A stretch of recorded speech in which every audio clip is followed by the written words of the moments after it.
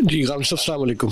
وعلیکم السلام۔ استاد محترم، سوال میرا یہ ہے کہ جیسا کہ آپ جانتے ہیں کہ 57 مسلم ممالک ہیں اور ہر جگہ پہ مختلف کلچرز ہیں، ثقافتیں مختلف ہیں، ان کا پس منظر مختلف ہے، اور ان کے پیچھے جو معاشی سیاسی جو آپ کہہ لیں کہ قوتیں ہیں وہ مختلف انداز میں کام کرتی ہیں، اور ان ممالک کی ترجیحات بھی بڑی مختلف ہیں۔ ایسی صورت میں جو امہ کا جو تصور ہے، تو اتنے ممالک کا ہونا اور بہت سارے پیچھے نہ نظر آنے والی قوتوں کا ہونا، اس میں امہ کا جو تصور ہے اس کا مستقبل موجودہ حالات میں کیا ہے؟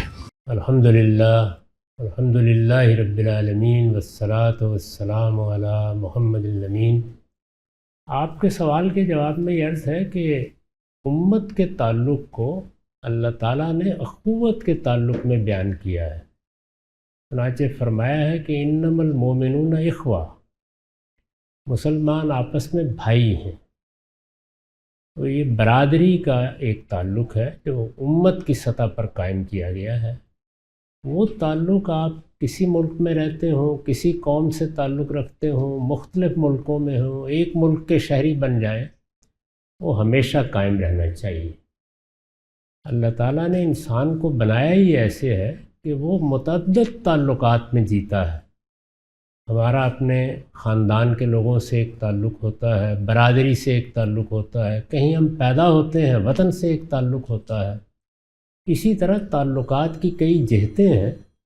تو مسلمان کی حیثیت سے جو تعلق ہمارے اور دوسرے لوگوں کے درمیان ہے وہ اخوت کا تعلق، بھائی چارے کا تعلق۔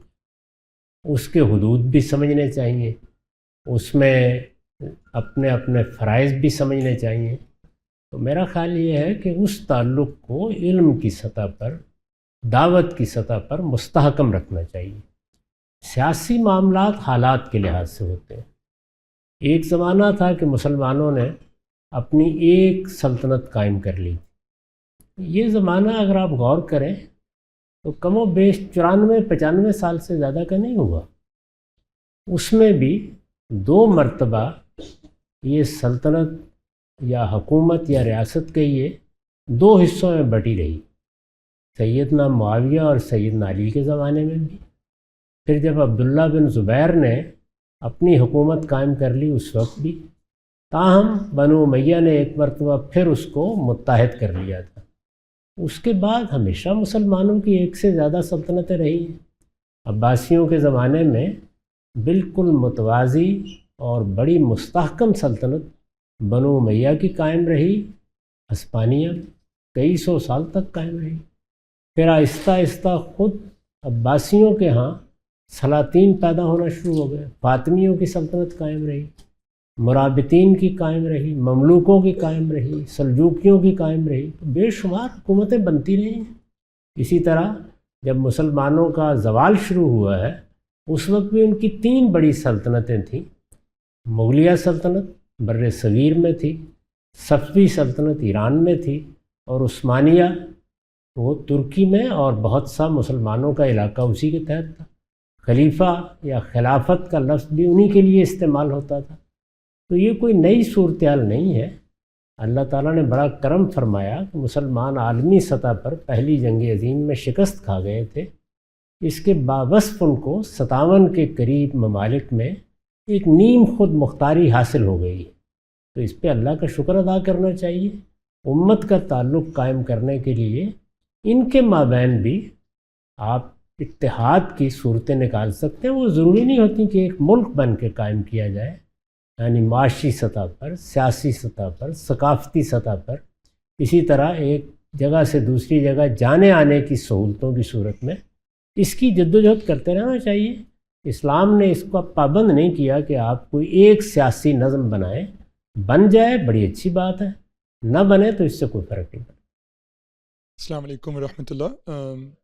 آپ کا وجود ہم جیسے طالب علموں کے لیے بالکل اس طرح ہے کہ جس طریقے سے ایک انسان صحرا میں ہو اور پانی کہیں نظر نہیں آتا۔ انفارچونیٹلی اکثر سوالات ایسے ہوتے ہیں کہ یا تو علماء، کنٹمپریری علماء ان کے جوابات دینے سے ہی اوائڈ کرتے ہیں، یا پھر اگر دیتے ہیں تو وہ بالکل بھی سیٹسفائی نہیں کرتا۔ تو ایسا ہی ایک سوال لے کے کافی ٹائم سے میں اپنے ذہن میں گھوم رہا ہوں۔ اللہ تبارک و تعالیٰ کی جو حکمت ہے، آپ نے جیسا کہ فرمایا کہ ہم اس کو مکمل طور پہ اس کا احاطہ نہیں کر سکتے، اللہ تعالیٰ ہی بتائے گا ان تمام چیزوں کی حکمت، لیکن علماء نے ہمیشہ اس حکمت کی جستجو کی اور ایک حد تک اس کی انڈرسٹینڈنگ ڈیولپ کی، ظاہر سی بات ہے انسانی سطح تک جتنا ممکن رہا۔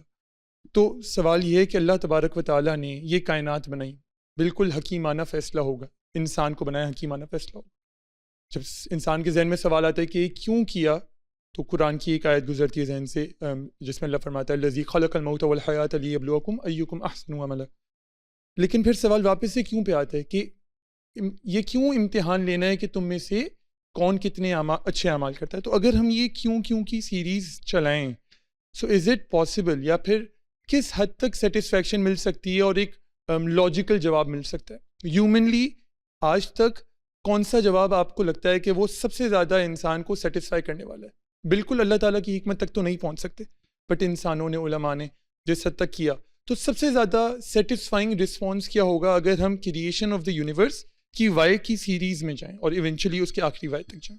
آپ نے بڑی صحیح بات فرمائی کہ ہم عاجز بندے اللہ تعالیٰ کی حکمت بالغہ کو اس کی انتہا پر تو نہیں سمجھ سکتے۔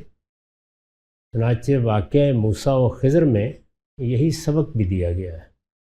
اس میں یہ بتایا گیا ہے کہ جن چیزوں کو تم اپنے زاویے سے دیکھ رہے ہوتے ہو ان کے پیچھے کیا چیزیں کار فرما ہوتی۔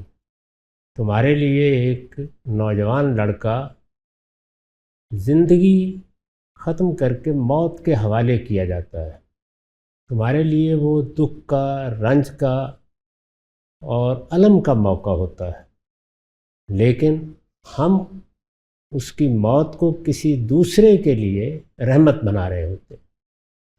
اسی طرح سے تم یہ خیال کر رہے ہوتے ہو کہ کشتی ٹوٹ گئی، ملاح کے لیے شاید اب 2-4 دن مسافر لینا بھی ممکن نہیں ہوگا، مرمت کرنے میں وقت لگے گا، غریب آدمی ہے، لیکن ہم اس کو کسی اور مصیبت سے بچا رہے ہوتے۔ اس میں بھی پورا جواب نہیں دیا، یعنی قریب کی بعض بصلیتوں سے پردہ اٹھا دیا ہے اور بتایا ہے کہ یہ چیزیں۔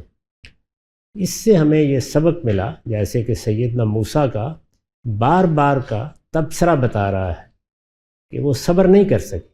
کیوں نہیں کر سکے؟ اس لیے کہ جو کچھ بتایا جا رہا ہے وہ ویسے گرفت میں نہیں آتا، ذرا سا پردہ اٹھا دیا، پھر ذرا سا پردہ اٹھا دیا۔ تو دنیا کی حکمتوں کو علماء بھی جب سمجھنے کی کوشش کرتے ہیں تو وہ قریب کی چند چیزیں سمجھ لیتے ہیں، بحیثیت مجموعی اس پوری حکمت کو ہم گرفت میں نہیں لے سکتے۔ یہ آپ نے بڑی صحیح بات فرمائی۔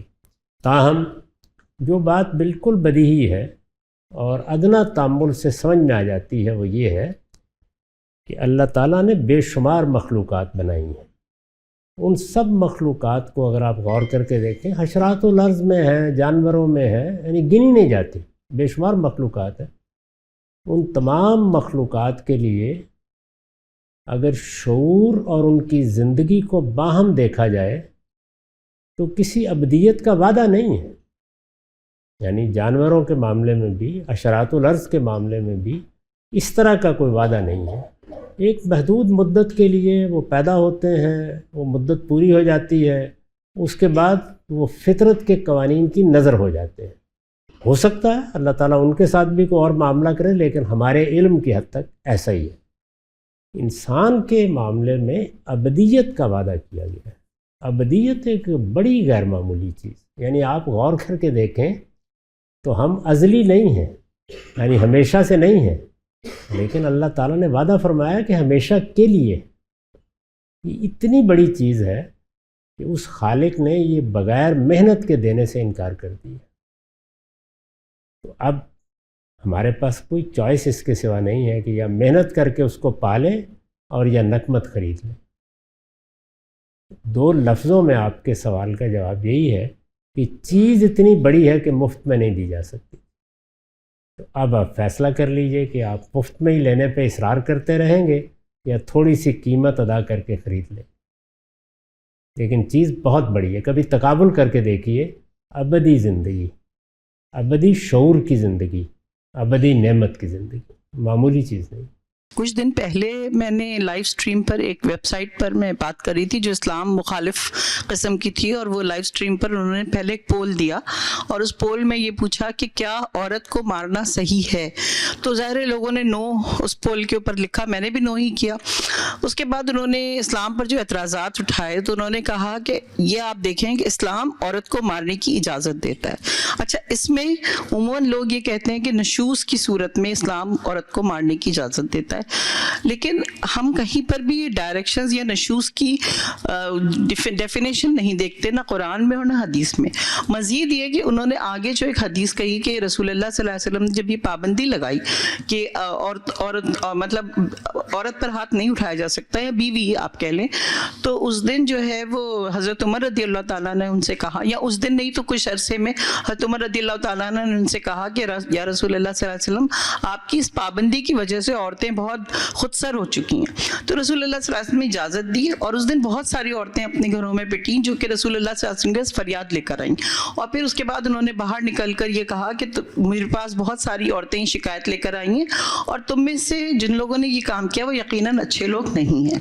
میرا سوال صرف اب اتنا بنتا ہے کہ اسلام تو بہت ساروں، مثال کے طور پر غلاموں کے حقوق دیے، بہت سارے جو پسماندہ تھے طبقے اور جن کے حقوق کو کوئی نہیں پہچانتا تھا، اسلام نے ان کو حقوق دیے۔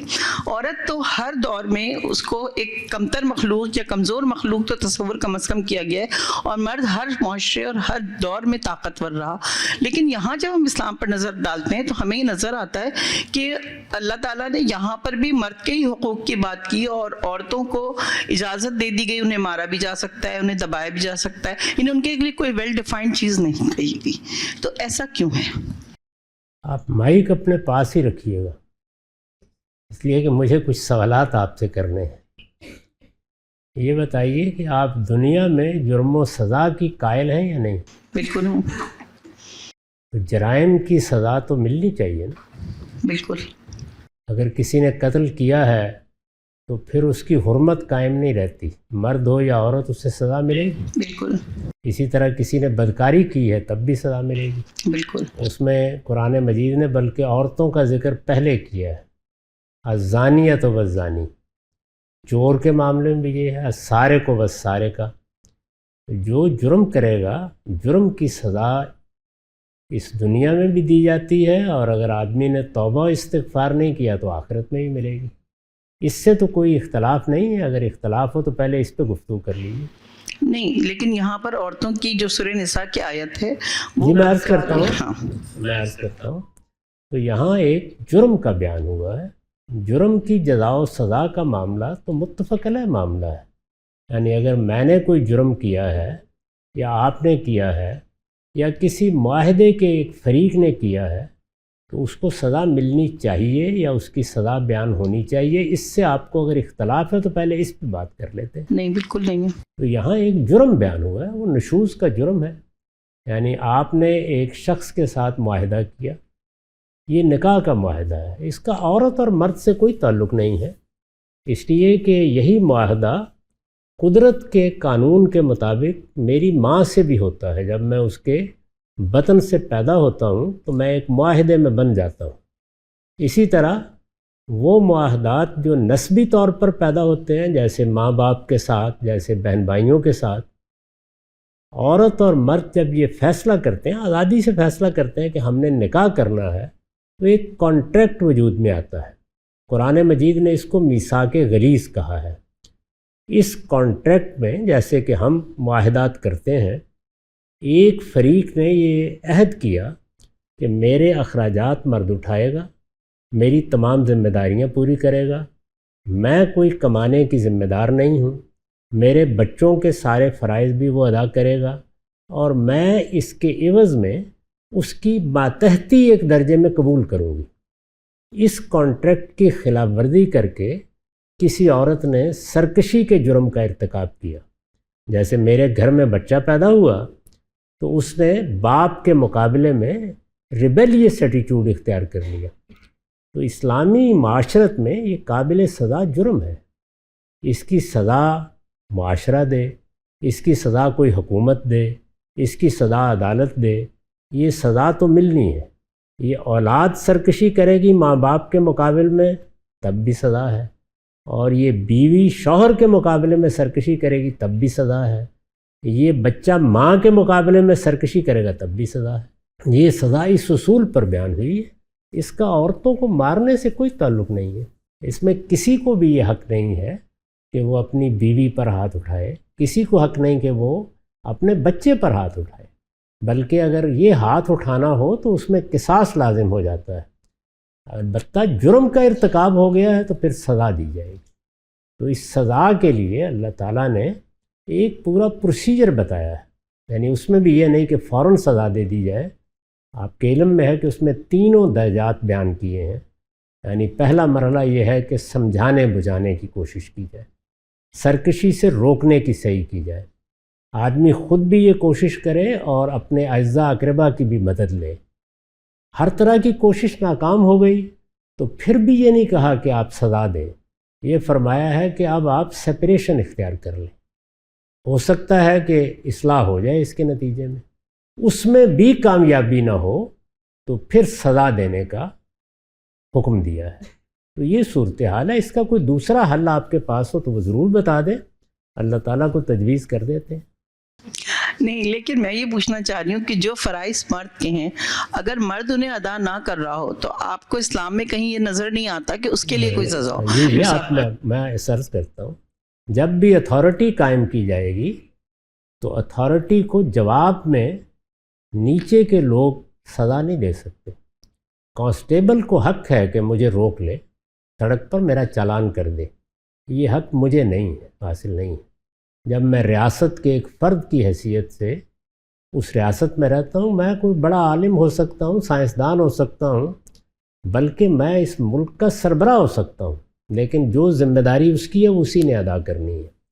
تو اگر مرد شوہر کی حیثیت سے یا ماں باپ، مثال کے طور پر ماں باپ کی حیثیت سے حدود سے تجاوز کریں گے یا وہ کوئی جرم کا ارتکاب کریں گے تو ان کا مواخذہ معاشرے کو کرنا ہے۔ البتہ ماتحتوں کا مواخذہ ہمیشہ بالا تر اتھارٹی ہی کرتی ہے۔ تو یہ اصول تو ہر جگہ رکھا جائے گا، ورنہ تو سوسائٹی چل ہی نہیں سکتی۔ یعنی مجھے بھی جج سزا دے اور میں جج کو سزا دے دوں۔ آپ دیکھیے کہ جس کو ہم ایک مرتبہ یہ مرتبہ دیتے ہیں کہ وہ ہماری عدلیہ میں بیٹھے گا، تو قاضی کا ہم نے تقرر کر دیا، اب وہ سزا سناتا ہے، موت کی سزا سناتا ہے۔ مجھے بھی ماننا ہوتی ہے، آپ کو بھی ماننا ہوتی ہے۔ تو اس میں اصل میں چونکہ شوہر نظر آتا ہے تو وہ بیچارہ فوراً ہدف ہو جاتا ہے، جبکہ قبائلی معاشرے میں تمام سزائیں معاشرے کے بڑے ہی دیتے تھے۔ آپ قتل کے بارے میں ذرا سورہ بنی اسرائیل میں پڑھیے، حکومت ابھی قائم نہیں ہے، مسلمانوں کا معاشرہ قبائلی معاشرہ ہے جس میں قرآن نازل ہوا ہے، تو اس میں کیا کہا ہے کہ اگر تمہارا قتل ہو گیا ہے تو خود بدلہ لے لو، جا کے تمہاری مدد کی جائے اس میں۔ تو جس وقت حکومتیں بن گئیں، موجودہ زمانے کی منظم ریاست ہو گئی، تو اب ہم نے والدین کو بھی روکا ہے کہ وہ خود سزا نہ دیں، ہم نے معاشرے کو بھی روکا ہے کہ وہ خود سزا نہ دے۔ تو شوہر کو بھی آپ روکنا چاہیں تو قانون بنا کے روک دیں کہ جب نشوز کا مرحلہ آ جائے تو وہ خود سزا نہ دے، پھر معاشرے کے یا عدالت کے سپرد کر دے۔ یہ آپ کو حق ہے، لیکن سزا کا انکار کیسے کیا جا سکتا ہے؟ جب آپ نے کانٹریکٹ کر لیا ماتحتی کا تو پھر نشوز بہت بڑا جرم ہے۔ وہ اولاد کرے تو والدین سزا دیں گے، اگر آپ قانون بنائیں گے تو پھر معاملہ عدالت کے پاس چلا جائے گا۔ تو اس کو اس زاویے سے دیکھیں، یہ ہاتھ اٹھانے کا حق ہی نہیں ہے، ایک سزا کے نفاذ کا معاملہ ہے۔ جب وہ مرحلہ آ جائے گا تو سزا دینی ہوگی، اور یہ سزا چور کو بھی دی جاتی ہے، یہ زانی کو بھی دی جاتی ہے، اسی طریقے سے یہ سرکشی کرنے والے بچوں کو بھی دی جاتی ہے، اور یہ بیوی کو بھی دی جاتی ہے۔ البتہ اب آپ ایک اور کام کر سکتی ہیں، آپ شادی کا کانٹریکٹ ماتحتی کا نہ کریں اور برابر کی ذمہ داری اٹھا لیں، بلکہ اگر اللہ ہمت دے تو آپ شوہر کے فرائض ادا کرنے کا کانٹریکٹ کر لیں، تو پھر ہم مار کھا لیں۔ کہنے کا مقصد یہ کہ اس وقت ہم جو معاشرے میں دیکھ رہے ہیں، مثال کے طور پر جو میرے گھر پہ کام کرنے والی عورت آتی ہے، اس کا شوہر کچھ نہیں کرتا، وہ کماتا بھی نہیں ہے، وہ اپنے بچے پال رہی ہے، محنت بھی کر رہی ہے، سب کچھ کر رہی ہے، اس کے ساتھ وہ مار بھی کھا رہی ہے، اور وہ اس کی دلیل میں یہ کہتا ہے کہ میں نے تو مولوی صاحب سے بھی بات کی ہے اور میں تو سیدھا کر کے رکھتا ہوں. تو میرا مطلب یہ کہ اس سے مس گائیڈنس ہو رہی ہے نا. یہ جہالت ہے، یہ آخری درجے کی جہالت ہے، اس کو روکنا چاہیے. میں تو آپ سے عرض کر رہا ہوں کہ اب جب ہم نے منظم ریاستیں بنا لی ہیں تو اس میں یہ اختیار شوہر سے بھی واپس لیا جا سکتا ہے. لیکن جس وقت قرآن نازل ہوا وہ قبائلی معاشرہ ہے، اس میں آقا غلام کو سزا دیتا ہے، اس میں باپ، آپ دیکھیں حضرت ابراہیم کے والد نے اپنے بیٹے کو کہا ہے کہ اگر تم نے سرکشی نہ چھوڑی، وہ کیونکہ باپ کی حیثیت سے توحید کی دعوت کو سرکشی قرار دے رہے ہیں، تو قرآن میں ہے، انہوں نے کہا میں تمہیں رجم کر دینے کی سزا دوں گا. تو یہ قبائلی معاشرے کو ہم آج کی دنیا میں نہیں سمجھ سکتے، اس میں افراد ہی سزا دیتے تھے. اب آپ قانون سازی کریں اور یہ سزا ریاست سے متعلق کر دیں، اس پہ کوئی اعتراض نہیں ہے. جو آپ نے بات کی ہے وہ بالکل جہالت ہے، اس طرح کی جہالت کا ارتکاب ہوتا ہے. اور چونکہ ہمارے ہاں یہ کانٹریکٹ کے طریقے پہ کیا نہیں جاتا، آپ لوگوں کو ایجوکیٹ کریں، عورتوں کو بھی، کہ جب شادی کا موقع ہے تو وہ اس کو ایک معاہدے کے طریقے پر باقاعدہ طے کریں. حقوق کیا ہیں، فرائض کیا ہیں، اس میں جو چیزیں طے کرنی ہیں وہ آج کے لحاظ سے طے کر لیں. اس وقت کی صورتحال میں یہ ممکن نہیں تھا کہ ریاست کی عدم موجودگی میں سزا کا معاملہ کسی عدالت کے سپرد کیا جائے. عدالتیں تو رسول اللہ کے حکومت قائم کرنے کے بعد بھی نہیں بنی، بڑے عرصے تک نہیں بن سکی. اس میں عام طور پر کسی آدمی کا تقرر کر دیا جاتا تھا، جب کوئی مقدمہ آتا تھا تم فیصلہ کر دو، تم فیصلہ کر دو. تو یہ ثالثی کا طریقہ بالعموم رہا. یہ اس زمانے کی بات ہے جب کی جا رہی ہے. تاہم جرم ہے نشوز، اس کی سزا دینی چاہیے، انہی مراحل سے گزر کے دینی چاہیے اگر عورت باز نہیں آتی. اور اگر مرد نے عورت ہونا قبول کر لیا ہے، انہی شرائط پر اس نے عورت کی برتری قبول کر لی ہے، تو مرد کو مل جائے گی. اس میں اصول یہ ہے کہ ایک حدیث میں یہ بات آئی کہ حضرت ابو بکر صدیق کے ایمان کے حوالے سے یہ کہا گیا کہ انہیں جو فضیلت دیگر صحابہ پر حاصل ہے وہ اعمال کی بنیاد پہ نہیں بلکہ اس ایمان کی بنیاد پر ہے جو ان کے سینے میں ہے. تو اس کی کچھ وضاحت مجھے پھر ملی نہیں کہ وہ آخر کیا خاص بات تھی جس کی جو حضرت ابو بکر کے ایمان میں تھی. اگر کچھ وضاحت ہو جائے تو میں اسے اپنے لیے رہنمائی حاصل کروں. نہیں، اس کی کوئی بنیاد نہیں ہے. اللہ تعالیٰ نے بہت وضاحت سے بتایا ہے. جیسے میں نے ابھی عرض کیا کہ اللہ تعالیٰ نے جو قاعدے بنائے ہیں انہی پر سب معاملات ہو رہے ہیں. سزا ہے تو وہ بھی کسی قاعدے پر ہے، جزا ہے تو وہ بھی کسی قانون کے مطابق ہے. رسالت مآب صلی اللہ علیہ وسلم کی دعوت کو جن لوگوں نے سب سے پہلے آگے بڑھ کے قبول کیا، ان کے لیے قرآن السابقون کی اصطلاح استعمال کرتا ہے. یہ سب سے بڑا درجہ ہے، سب سے بڑا مرتبہ ہے.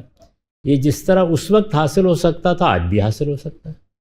یعنی اگر اللہ تعالیٰ توفیق دے کسی آدمی کو اور وہ دین کے معاملے میں یا اللہ کے دین کی خدمت کے معاملے میں سبقت اختیار کر لے، آگے بڑھ کر ذمہ داری لے لے، تو وہ آج بھی یہ مرتبہ حاصل کر سکتا ہے. خود قرآن مجید نے صراحت سے بیان کیا ہے سیدنا ابو بکر صدیق سابقون میں سے.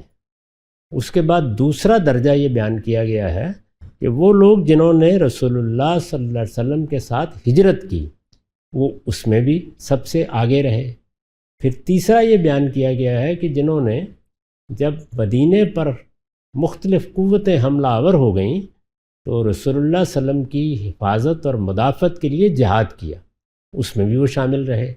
تو یہ چیزیں ہیں جو ان کے درجات کا باعث بنی ہیں. ایمان لوگوں نے غالباً اس طرح بیان کیا ہوگا کہ وہ سب سے پہلے رسول اللہ کو ماننے والے چند لوگوں میں سے. اس کو قرآن مجید نے سابقون سے تعبیر کیا ہے. تو سابقون ہونا ایک بڑا درجہ ہے، اسی طرح مہاجر ہونا حضور کے ساتھ وہ ایک بڑا درجہ ہے. اس سے آگے بڑھ کر پھر جہاد کا ایک بڑا درجہ ہے. تو یہ ایسے ہے، اس میں محض ایمان جس طرح کہ آپ بیان کر رہے ہیں اس طرح قرآن میں بیان نہیں ہوا. اچھا، ایک چیز اور ہم نے سنی کہ نماز جو ہے وہ مومن کی معراج ہے. پھر ہم یہ واقعہ سنتے ہیں کہ جی حضرت علی کرم اللہ وجہہ کے تیر لگا اور نماز میں نکال لیا، خبر نہ ہوئی.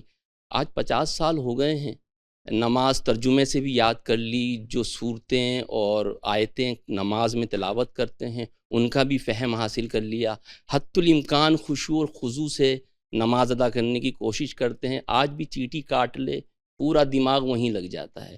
تو اس قسم کا کوئی واقعہ ہم پر ظاہر نہیں ہوتا۔ میں اس بات کو سمجھ نہیں سکا، ہمارا ایمان 50 سال میں بھی کسی بھی KG1 KG2 سے آگے نہیں بڑھ رہا ہے، یا پھر یہ جو ہمیں باتیں بتائی جاتی ہیں یہ ہم تک غلط پہنچی؟ آپ نے کبھی پوچھا کہ یہ بات کہاں پڑھی ہے لوگوں نے؟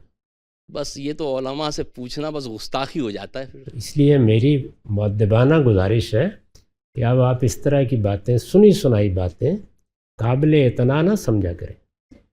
آپ اللہ کی کتاب کو پڑھیں، اور اگر کوئی تاریخ کی چیز پڑھنی ہے تو مستند چیزیں پڑھیں، کسی مستند روایت میں ایسا کوئی ذکر نہیں۔ ہمارے جو نکاح ہوتا ہے، اور نکاح ایک بہت بڑی کمٹمنٹ ہے، لائف ٹائم کمٹمنٹ ہے، اس میں باقاعدہ عورتوں کے حقوق کاٹ دیے جاتے ہیں۔ جو عورتوں کے حقوق کا سیکشن ہے اس کو باقاعدہ طور پہ کاٹ دیا جاتا ہے، اور جو برائڈ ہوتی ہیں یا جو عورتیں ہوتی ہیں، لڑکیاں ہوتی ہیں، ان کو ان چیزوں کا نہیں پتہ ہوتا۔ تو اس چیز میں دین کیا بولے گا، کیا بولتا ہے؟ لوگوں کو بتانا چاہیے کہ عورت شادی کا فیصلہ کرتی ہے، مرد شادی کا فیصلہ کرتا ہے، وہ ایک کانٹریکٹ کر رہے ہیں، اور یہ کانٹریکٹ یا معاہدہ آزادانہ مرضی سے ہونا چاہیے۔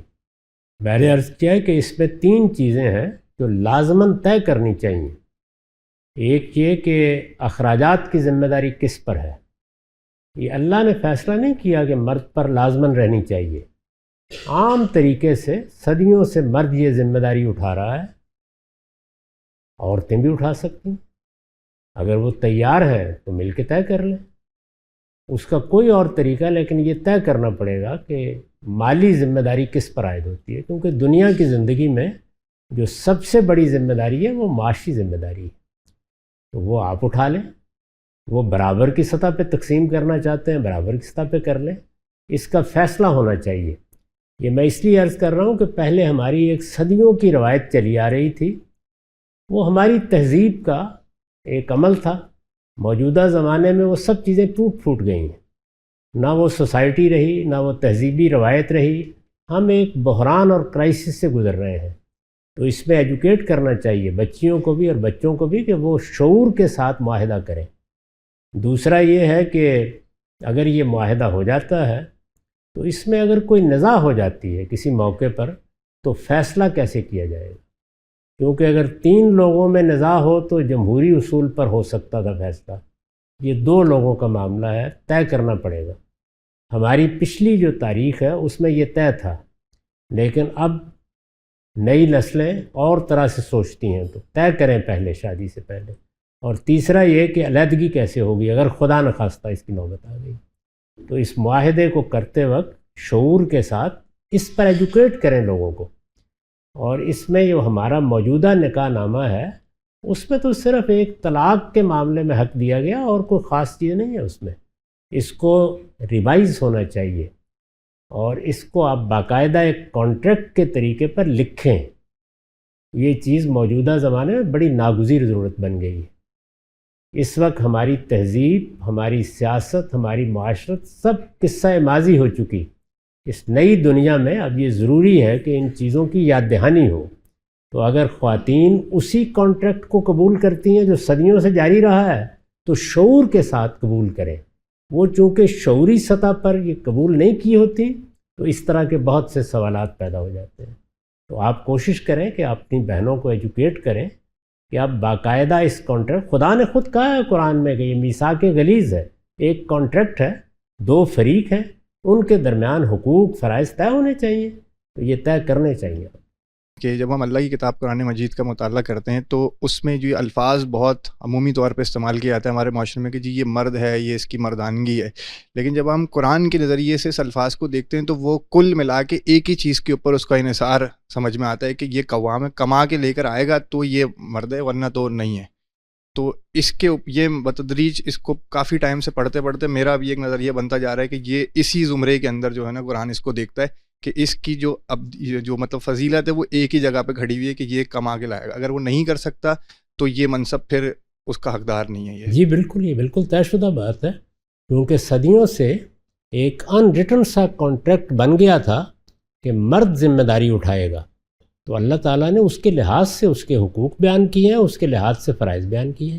اب آپ اس ذمہ داری کو ادا نہیں کرتے تو آپ ان حقوق کے بھی حقدار نہیں رہے، آپ کے فرائض بھی اس کے بعد تبدیل ہو جائیں گے۔ تو اس لیے یہ بڑا ضروری ہے کہ یہ سمجھا جائے کہ وہ کیا کانٹریکٹ ہے۔ تو قرآن نے تو بنیاد ہی اس پر رکھی ہے، یعنی یہی بتایا ہے کہ چونکہ مرد نے مالی ذمہ داری اٹھائی ہے، عورت کے تمام اخراجات اور اس کی اولاد کے اخراجات بھی اس کے ذمے ہیں، اس لیے وہ گھر کا سربراہ ہے، اس لیے اس کے ساتھ فرما برداری کا رویہ ہونا چاہیے، اس لیے وہ نشوز اختیار کرے تو سزا دے گا۔ آپ اس کانٹریکٹ کو تبدیل کر لیں اور طے کر لیں کہ آپ یہ ذمہ داری خود سنبھال رہی ہیں، تو اس کو سمجھنا چاہیے۔ یہ ایسا نہیں ہے کہ اللہ تعالیٰ نے آپ کو پابند کر دیا ہے، نہیں، جو معاہدہ ہو رہا تھا اس کے نتائج بیان کیے۔ یعنی میں اگر پاکستان کا شہری ہوں اور میں نے اس شہریت کو قبول کیا ہے تو پھر میری کچھ ذمہ داریاں ہیں، میں آج اس کو چھوڑ دوں میری ذمہ داریاں نہیں رہیں گی۔ تو آپ بھی شعور کے ساتھ اس معاہدے میں داخل ہونا سیکھیں۔ اب میرا ایک اور ضمنی ایک سوال ہے، سورہ مومنون میں جب ہم پڑھتے ہیں تو پہلی 8 آیات میں اللہ تعالیٰ جو ہے وہ مومن کی ڈیفینیشن بیان کرتے ہیں، تو اس میں ایک جگہ پہ جو ہے یہ چیز بھی بتائی جاتی ہے کہ یہ جو ہے اپنے عہد کی پاسداری کرتا ہے، اور پھر استاد امام جو ہے اس کی اپنی جو ہے تفسیر کے اندر اس کی ڈیفینیشن براڈ کرتے ہوئے بتاتے ہیں کہ وہ لوگوں کے حوالے سے بھی جو ہے بڑا محتاط رہے گا۔ ایک سوال جو میرے ذہن میں بار بار یہ آتا ہے کہ اگر میں یہ جانتا ہوں کہ آگے حالات خراب ہیں، یا میرے کسی مثال کے طور پر میں گاڑی چلا رہا ہوں، میری فیملی میرے ساتھ بیٹھی ہوئی، اب میں بہت تیز چلا رہا ہوں، جو ہے یہ جانتا ہوں کہ اس کا جو ہے نتائج جو ہیں بڑے خطرناک نکل سکتے ہیں، پھر وہ ایکسیڈنٹ ہو جائے، اس کے نتیجے میں کچھ اموات واقع ہو جائیں، تو کیا اس کی ذمہ داری مجھ پر آئے گی؟ کیونکہ عقلی مطلب شعوری طور پہ تو یہ بات سمجھ میں آتی ہے کہ اس پہ آنی چاہیے وہ ذمہ داری میرے اوپر، کیونکہ میں جانتا تھا کہ یہ کروں گا، اس اقدام سے نتیجہ نکلے گا، لیکن میں نے پھر بھی وہی کام کیا۔ یہ دو صورتیں ہوتی ہیں اس میں، ایک تو یہ ہے کہ آپ نے کوئی غلطی نہیں کی، کوئی کوتاہی آپ سے یا مجھ سے نہیں ہوئی، اس کے باوصف حادثہ ہو گیا، اس میں اللہ تعالیٰ سے کرم کی درخواست کرنی چاہیے کہ وہ ایسے حادثوں سے محفوظ رکھے، لیکن اس کی کوئی ذمہ داری کسی پر عائد نہیں ہوتی۔ ہو گیا حادثہ، اب مثال کے طور پر آپ گاڑی چلا رہے تھے، ایک درخت گر گیا، اس سے کچھ اموات ہو گئیں، کسی کو کوئی زخم آ گیا، تو اس کی ذمہ داری آپ پر عائد نہیں ہوتی۔ آپ نے یا میں نے غلطی کی ہے، جیسے آپ نے مثال دی، یہ معلوم تھا کہ بریک دیکھنے کے بعد گاڑی چلانی چاہیے، نہیں دیکھی، گھر کے سامنے کوئی ایک گڑھا کھود دیا اور اس میں کوئی نشان بھی عائد نہیں کیا، جو ذمہ داری تھی نہیں پوری کی، تو اسی کو قتل خطا کہتے ہیں۔ یعنی اگرچہ یہ عمدن تو نہیں ہوا، کسی کو آپ نے جانتے بوجھتے تو نہیں مارا، لیکن غلطی کی ہے، تو اس کے لیے قرآن مجید نے 2 چیزیں بیان کی ہیں، ایک یہ کہ آپ کو دیت ادا کرنی پڑے گی، اور دوسرے یہ کہ آپ کو 60 روزے رکھنے ہوں گے۔ اس پر سزا کا اعلان کیا ہے، لازماً سزا بھگتنی پڑے گی، یہ بھی وہی ہے، نشوز کی سزا ہے۔ جب ہم اپنے ارد گرد دیکھتے ہیں اپنے بزرگ، اپنے والدین، اپنے بڑے بہن بھائی، اپنے ٹیچرز وغیرہ کو، تو ایسا ہوتا ہے کہ وہ بہت دفعہ ہماری بہت زیادہ ڈسرسپیکٹ کر جاتے ہیں اور ان کو نہیں پتہ ہوتا کہ وہ کر رہے ہیں۔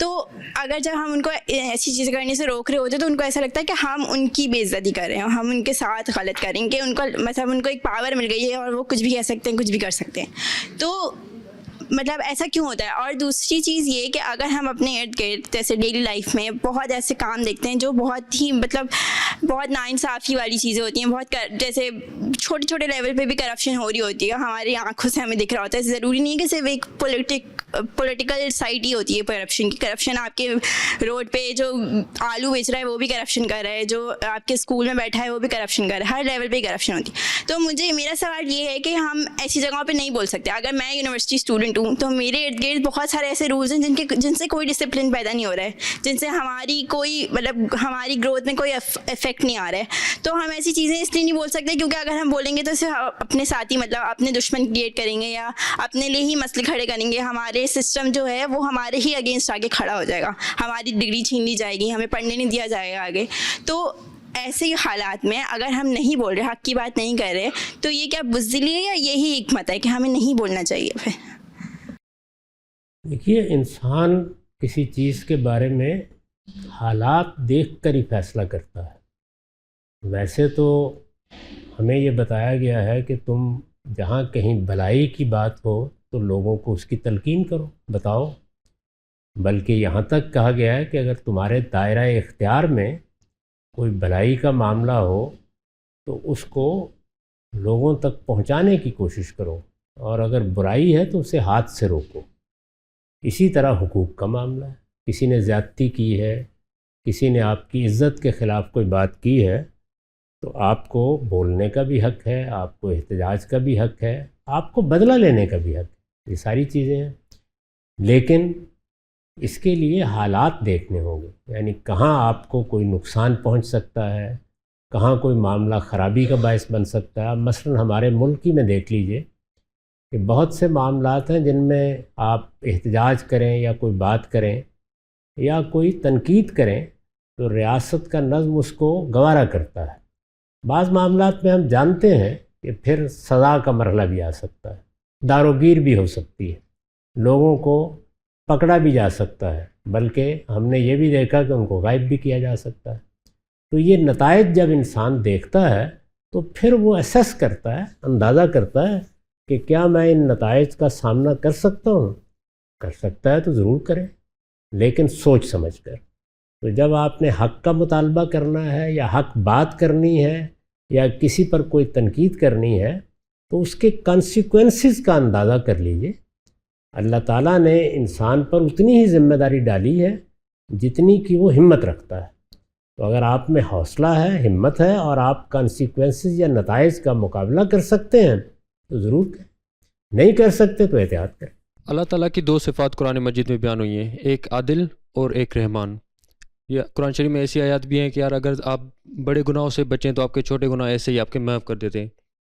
تو میرا سوال یہ ہے کہ رحمت کا جو صفت ہے، کیا یہ عدل کے منافی نہیں ہے؟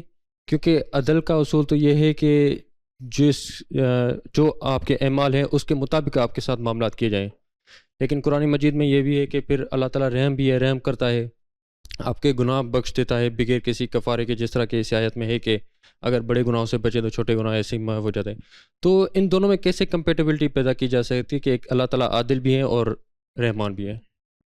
یہ دو طرح کے گناہ ہوتے ہیں، ایک وہ گناہ ہے جو اللہ سے متعلق ہے اور ایک وہ ہے جو بندوں سے متعلق ہے۔ تو عدل کا تقاضا تو بندوں سے متعلق ہے، وہ اللہ سے متعلق ہے ہی نہیں۔ یعنی اگر مثال کے طور پر آپ نے کسی کی آبرو پر حملہ کیا ہے، آپ نے کسی کا مال لے لیا ہے تو یہاں عدل کا تقاضا ہے۔ اللہ تعالیٰ کے معاملے میں عدل کا کوئی تقاضا نہیں ہے، وہاں تو آپ اپنے پروردگار کے حضور میں ہیں، وہاں کسی کی حق تلفی کا سوال نہیں ہے، اپنے رب سے معاملہ کرنا ہے۔ تو یہ عفو و درگزر، یہ رحمت، یہ اللہ کا فوراً معاف کر دینا، یہ انہی معاملات میں، یعنی وہ اپنا حق معاف کر دیتا ہے، اپنا کرم فرما کے، عنایت فرما کے آپ کو جنت کی بشارت تک دے دیتا ہے۔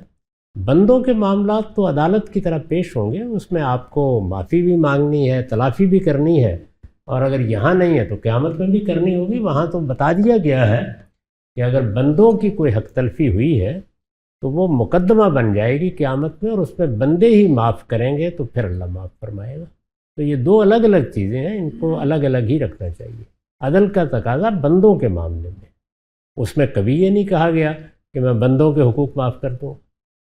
آپ کا پہلے ادارہ یہاں پہ ہوتا تھا دانش سرا کراچی میں، تو اب اس کو ختم کیوں کر دیا گیا ہے؟ کراچی میں مطلب آپ کے المورد کا کوئی کام اتنا نہیں ہو رہا ہے جیسا لاہور میں ہو رہا ہے۔ لاہور میں ٹین ایجر کا بھی ہو رہا ہے، جواز صاحب کر رہے ہیں، تو اس طریقے سے ٹین ایجر کے لیے یہاں پہ کام کیوں نہیں ہو رہا ہے؟ کراچی میں بھی ہونا چاہیے، کیونکہ یہاں پر بھی ضرورت ہے لوگوں کو آپ کی کام کی، یہاں پر بھی مطلب ہم چاہتے ہیں کہ آپ کے اس سے منسلک رہیں۔ میں نے رات ہی اس پر ان کو توجہ بھی دلائی تھی۔ آپ کے شاید علم میں ہوگا کہ یہاں حالات ایسے خراب ہو گئے تھے جس میں ہمارے بہت سے دوست ہدف بن گئے، ان کو مار دیا گیا۔ یہاں پر بھی آپ کو معلوم ہے کہ ڈاکٹر حبیب الرحمان صاحب کو ان کی کلینک میں گھس کر شہید کر دیا گیا۔ اس طرح کے بہت سے واقعات و حوادث کے بعد لاہور کا سینٹر بھی بند کر دینا پڑا تھا اور یہاں کا بھی بند کر دینا پڑا۔ لاہور کا پھر انہوں نے ایک خاص مرحلے پہ بحال کر دیا۔ تو میں نے ان کو توجہ دلائی ہے کہ یہاں پر بھی اگر حالات بہتر ہو گئے ہیں تو اس کو بھی بحال کرنے کی صحیح کریں۔ اس میں ایک بڑی ضرورت یہ ہوتی ہے کہ کوئی شخص نوجوانوں میں خاص طور پر ذمہ داری اٹھانے کے لیے تیار ہو. تو آپ خواتین کوئی ذمہ داری لینے کے لیے تیار ہوں تو میں آپ کی سفارش کر سکتا ہوں. بعض اوقات عورتیں ہوتی ہیں جو شوہروں کے گھر میں عام معمولی چیز باتیں ہو رہی ہوتی ہیں جیسے گھر کے اس کے اوپر ہی مطلب عورت رائٹ ہے اس پر اور وہ کہہ رہی ہے کہ مطلب یہ مطلب بالکل اس جگہ پہ وہ بالکل صحیح ہے عورت, اور تھوڑی اس کا وائلنس ہو جاتا ہے جیسے تھوڑا تیزی میں بول دیتی ہے عورت, تو مرد کو یہ چیز ذرا ناگوار گزرتی ہے شوہر حضرات کو. تو اس پہ پھر بعض شوہر حضرات اتنے وہ ہوتے ہیں کہ وہ ہاتھ بھی اٹھا لیتے ہیں کہ یہ منہ چلا رہی ہے, زبان چلا رہی ہے, اور عورت پہ ہاتھ اٹھا لیتے ہیں. کیا ہمارا دین اس بات کی اجازت دیتا ہے کہ عورت جو ہے اگر عورت زبان چلا رہی ہے مرد کے ساتھ تو مرد اس شوہر جو ہے وہ اس کے اوپر ہاتھ اٹھا سکتا ہے؟ یہ بالکل ناجائز ہے. کوئی ہاتھ نہیں اٹھا سکتا, کوئی بےعزتی نہیں کر سکتا, کوئی دشنام نہیں کر سکتا, کوئی گالی نہیں دے سکتا. اگر اس طرح کوئی ہاتھ اٹھاتا ہے تو یہ قصاص کا مقدمہ بن جائے گا ہماری شریعت کے لحاظ سے. البتہ نشوز کا جرم اگر ہوا ہے تو اس میں بھی ہاتھ نہیں اٹھا سکتا. پہلے یہ دیکھیے آپ نے غور نہیں کیا قرآن کی آیت پر, اس نے ایک پروسیس میں ڈالا ہے. اب یہ غصے کا عمل ہو ہی نہیں سکتا, آپ کو اس پروسیس سے گزرنا ہے. اس کے بعد آپ ہوش حواس کے ساتھ سزا کے مرحلے میں جاتے ہیں. تو وہ قدیم قبائلی تمدن میں باپ اولاد کو دیتا تھا, شوہر بیوی کو دیتا تھا, آقا غلام پر سزا نافذ کرتا تھا. اب ہم وہ اقتدار جس طرح سے منظم ریاست کی صورت اختیار کر گیا ہے یہ حق اس کو دے سکتے ہیں. لیکن یہ ایسا نہیں ہے کہ ہاتھ اٹھانے کی اجازت ہے, بالکل اجازت نہیں ہے, کوئی سوال ہی نہیں اس کا. پہلے آپ کو طے کرنا پڑے گا کہ یہ جرم ہوا ہے, پھر آپ کو بتانا پڑے گا کہ آپ اس جرم میں اس سارے پروسیس سے گزرے ہیں اور اس کے باوجود عورت کو اصرار ہے کہ وہ یہ جرم کرے گی. اس کے بعد سزا کا مرحلہ آتا ہے. تو یہ سزا کا بیان ہے, یہ ہاتھ اٹھانے کا بیان نہیں. سر بعض لوگ بولتے ہیں کہ یہ قرآن میں بھی ایسا ہے کہ نہیں عورت اگر زیادہ وہ کرے تو آپ مطلب شوہر اس کو ہلکا پھلکا مار سکتا ہے, یہ کر سکتا ہے. نہیں, بالکل نہیں, کوئی سوال ہی نہیں پیدا ہوتا. میں تو عرض کر رہا ہوں کہ نشوز کے بعد بھی سزا دینے کا مرحلہ پہلے 2 مراحل کے گزرنے کے بعد آئے گا. نوٹس دے کے آئے گا کہ اب سزا دینے کا فیصلہ کر لیا گیا. Thank you. اس کو بالکل غلط سمجھا جا رہا ہے, یعنی یہ گھریلو معاملہ دیکھا جا رہا ہے. یہ ایک جرم ہو گیا ہے, تو جرم کے بعد جیسے ایک چوری ہو گئی ہے تو اب تفتیش ہوگی, اب یہ طے کیا جائے گا, پھر متعین کیا جائے گا کتنی چوری ہوئی ہے, پھر یہ طے کیا جائے گا کیا اس کی سزا دینی ہے, تاوان عائد کرنا ہے. یہ سارے معاملات اس طرح طے ہوں گے. یہ بات ہے جو قرآن میں بیان ہوئی ہے, اس کو اٹھا کر میاں بیوی کو مارنے پہ محمول کر لیا گیا. ایسا بالکل نہیں. اگر کوئی ایسا کرتا ہے تو اس کو سزا ملنی چاہیے. اس کے لیے ہمارے ہاں جو گھریلو تشدد کے قوانین بنائے گئے ہیں وہ بالکل درست ہیں اور ان قوانین پر عمل ہونا چاہیے. پہلا سوال یہ ہے کہ پچھلے 15-16 سال سے ہم آپ کے ساتھ منسلک ہیں. ہم لوگوں کو یہ سمجھاتا ہے کہ ہر روایت کا جو ہے وہ اپنا پس منظر ہوتا ہے, اپنا محل ہوتا ہے, اور روایت کو جو ہے وہ اس کے پس منظر میں دیکھنا چاہیے, اس کی پھر سند دیکھنی چاہیے, درایت دیکھنی چاہیے, ایکسیکٹرا ایکسیکٹرا. اور ہم منکر حدیث نہیں ہیں, ہم جو ہے وہ ایکچولی حدیث پہ تحقیق کرتے ہیں اور اس کا پھر فہم آپ کو بتاتے ہیں. ابھی آپ کی کتاب جو ہے وہ شائع ہوئی تو GCIL کا جو آفیشیل پیج ہے اس پہ بینر آیا کہ اب انکار حدیث انکار قرآن ہے. تو یہ چیز تو ہم جو ہے لوگ ہمیں کہتے تھے اور ہم جو ہے پچھلے 16 سالوں سے لوگوں کو سمجھا رہے تھے کہ یہ انکار قرآن نہیں ہے, فہم کا اختلاف ہو سکتا ہے یا تحقیق کا نتیجہ ہو سکتا ہے. لیکن اب آفیشیل پیج پہ جب یہ لکھا ہوا ہے تو لوگوں نے ہمیں جو ہے وہ سینڈ کیا. میں نے کہا میں پوچھ کر آپ کو بتا دوں گا کہ اس کا مطلب کیا ہے. جی میں تو اپنی کسی بات ہی کے لیے جواب دہ ہوں. ہمارے ہاں بہت سے اہل علم ہیں, وہ اپنے اپنے طریقے سے اپنا نقطہ نظر بیان کرتے ہیں. اس پہ ہو سکتا ہے کہ آپ کو یا مجھے اس سے اختلاف ہو, تو آپ براہ راست جس صاحب علم نے یہ بات کی ہے اس سے بات کر سکتے ہیں. یہ کوئی کسی ادارے کا موقف نہیں ہے. میں نے اگر کوئی بات ایسی کی ہے تو آپ مجھ سے پوچھ سکتے ہیں. مجھے یہاں تک یاد پڑتا ہے میں نے ایسی کوئی بات نہیں کی. السلام علیکم. غامدی صاحب, مجھے میرا خیال ہے کہ تمام لوگوں کو یہاں کے اوپر بہت خوشی ہے کہ آپ کے آمنے سامنے ہم سوال جواب کر سکتے ہیں, سوالوں کا فوراً انسٹنٹ جواب مل سکتا ہے. اور آنیسٹلی اسپیکنگ میں گھر سے بہت سارے سوال لے کے آئی تھی, لیکن آپ نے جو ان کا جواب دیا اس کے بعد تو میں کافی الجھ گئی, کیونکہ مجھے اس معاملے میں کہ آپ نے کہا کہ کانٹریکٹ کے اندر عورت ماتحت ہوتی ہے, شوہر جو ہے وہ حاکم ہوتا ہے, اس کو مارنے کی بھی اجازت ہے نشوز کے اس میں, اور وہ چونکہ فائنینشلی آپ کو وہ کر رہا ہے, پرووائڈ کر رہا ہے, تو اس لیے یہ سب باتیں جسٹیفائڈ ہیں. غامدی صاحب اس کو صحیح بیان کیجیے.